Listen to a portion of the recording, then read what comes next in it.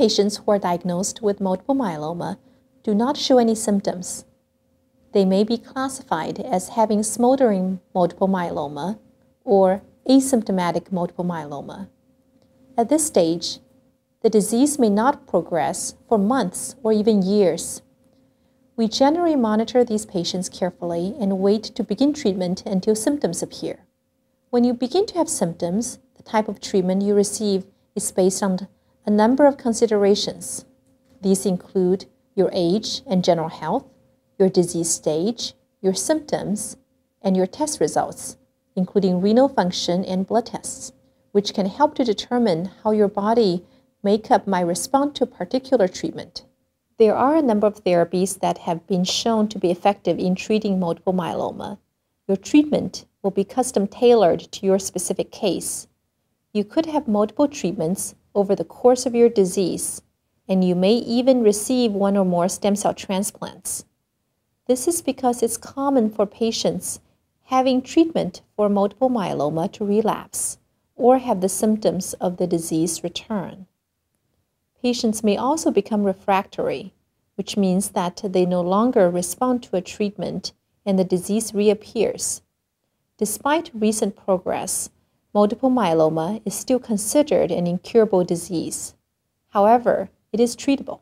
Open communication between us will help me tailor your treatment to your needs and ensure the best possible care for you at each stage of your disease.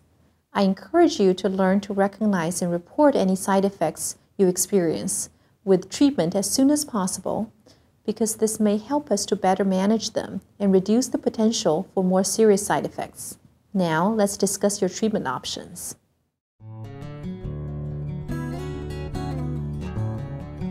Anti-myeloma therapy uses anti-cancer drugs taken by mouth or in a vein in an attempt to destroy myeloma cells. The usual treatment may consist of at least 2 drugs used together. Drugs, when used in combination, have proven successful in treating myeloma and extending patients' lives. The drugs are often given in cycles with a rest period following the treatment. The choice and dose of drug therapy depend on many factors, including the stage of the cancer, the age of the patient, and how well they respond to the drugs.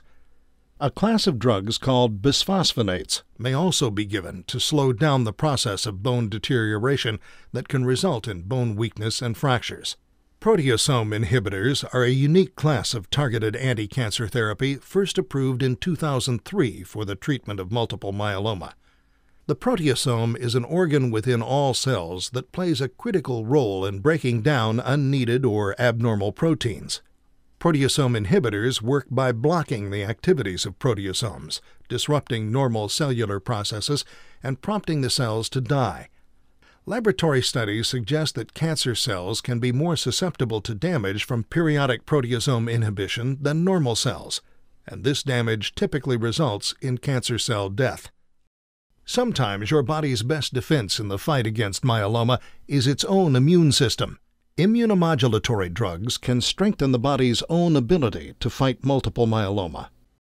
Stem cells are used to generate healthy blood cells after high doses of chemotherapy or radiation have been given. These cancer therapies destroy myeloma and blood cells in the bone marrow. Stem cell transplantation is a procedure where blood-forming cells, or stem cells, are removed from the patient's or the donor's blood or bone marrow. Certain factors affect whether or not a patient is eligible to have a stem cell transplant, including age and other diseases and conditions the patient may have. For this procedure, the healthy stem cells are harvested from the patient's blood and frozen, while the patient receives high-dose chemotherapy. The healthy stem cells are then transfused back into the bloodstream. Radiation therapy uses focused high-energy beams to penetrate the tissues of the body to reach and destroy cancerous cells. The type of radiation used in treating multiple myeloma is called external beam radiation therapy, meaning the radiation is aimed at the cancer from a machine outside the body. Radiation is often given as treatment for areas of bone damaged by myeloma and producing severe pain, but should be limited to situations when systemic therapy is not effective or may not be fast enough. Surgery is rarely used to treat multiple myeloma, but it may be performed to attach metal rods or plates to help support weight-bearing bones that have or will become fractured due to damage. Clinical trials for multiple myeloma involve studies of new or experimental treatments compared to currently available therapies. Treatments are evaluated with the hope of developing improved ways to treat a disease.